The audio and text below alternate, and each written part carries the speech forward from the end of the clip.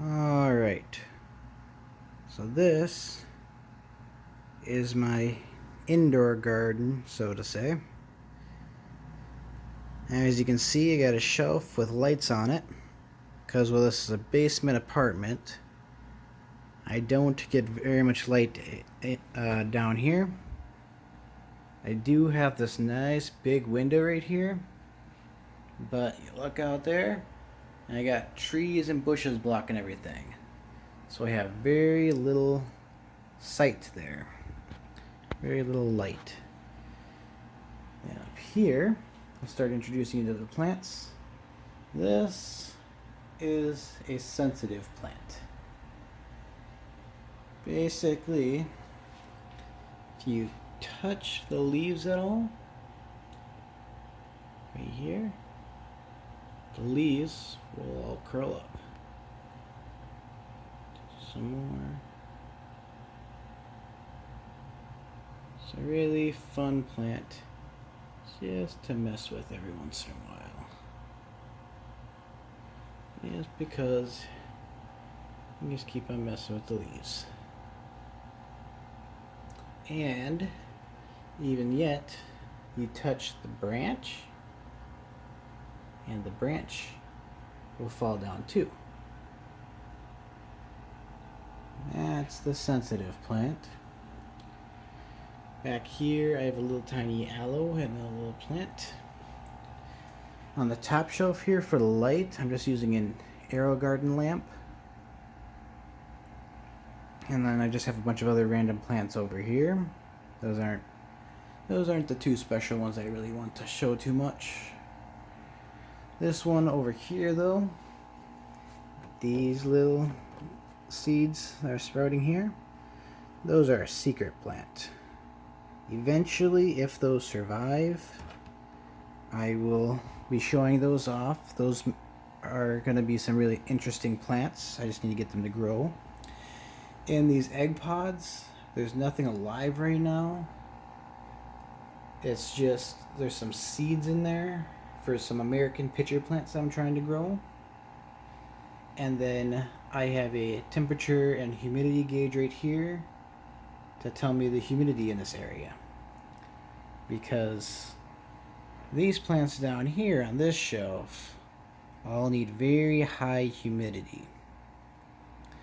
And that is why they have their setups. I will explain them in a little bit here.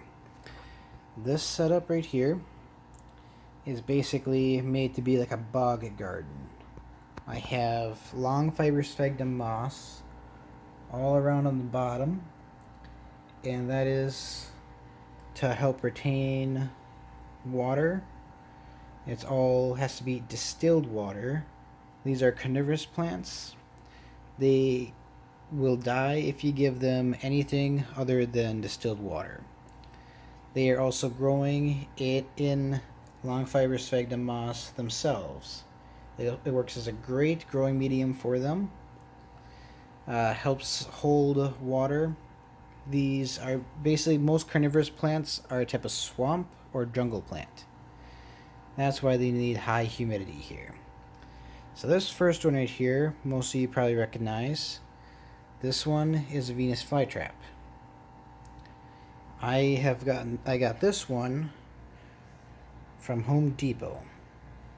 And as you can see, it's doing really well. There's a closed trap right here, so it probably caught a little tiny fruit fly or something else flying around in here. Then back here is a tropical pitcher plant. You can see the name right there.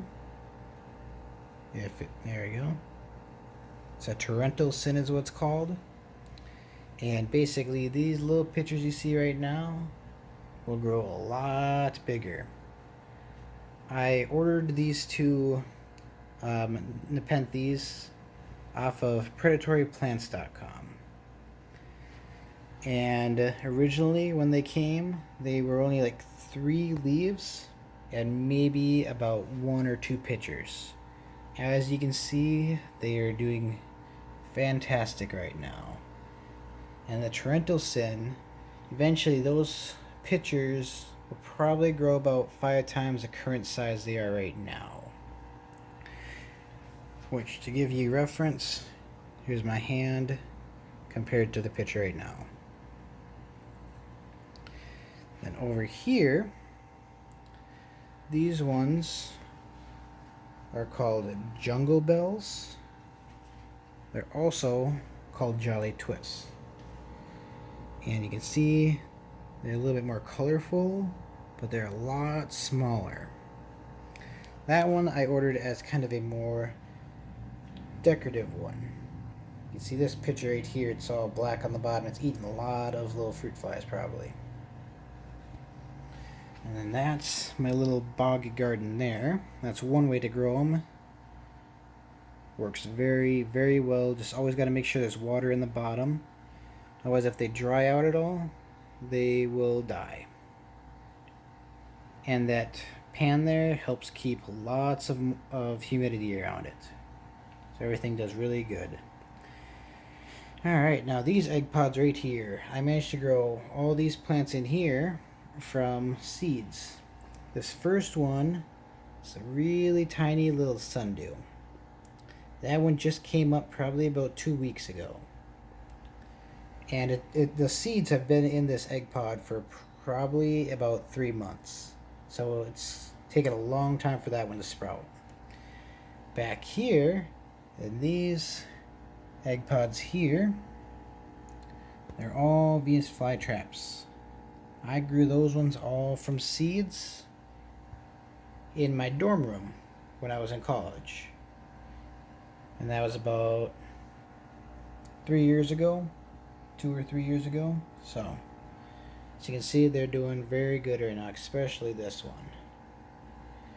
Alright, now in this container right here, take the top off. This is basically a big swamp is what it is. And this one has a bunch of little sundews all over the place that I really just spread seeds around in here and they just grow. They're all over the place in here, just randomly growing. There's a little piece of ivy there that's randomly just probably came in with the dirt. Otherwise, little sundews popping up all over the place. And how sundews catch their prey is, if you look over at this one right here, you might be able to see little tiny red droplets on the end of all those hairs. And that's very, very sticky. So if a fly or something lands on it, they'll get stuck, and then the sundew controls more hairs to get more of those dewdrops to them, to get them as stuck as possible. And then once it's satisfied, then the whole leaf will decide to roll back over the insect or whatever is caught, and it will digest it that way. And this one is basically just a growing tray. I just spread the growing medium all over, and the growing medium I used in this is peat moss, which is a really good growing medium and holds a lot of water to keep everything nice and moist. I have this area on the end here I have open so I can see how much water is in here to make sure that it never dries out, because all carnivorous plants need lots of water, and if they don't, they will die. Just remember, if you try growing them, they need distilled water, and the soil needs to be very, very clean. No fertilizer. Any bit of fertilizer will kill them.